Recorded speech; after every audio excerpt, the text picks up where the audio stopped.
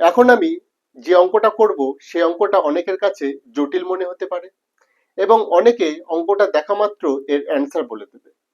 যারা দেখা মাত্র অ্যান্সার বলে দেবে তাদের নিশ্চয়ই এই ভিডিওটা দেখার প্রয়োজন পড়বে না। তবে যাদের কাছে জটিল মনে হবে তাদের শেখানোই হচ্ছে আমার কাজ। সুতরাং অঙ্কে চলে আসি।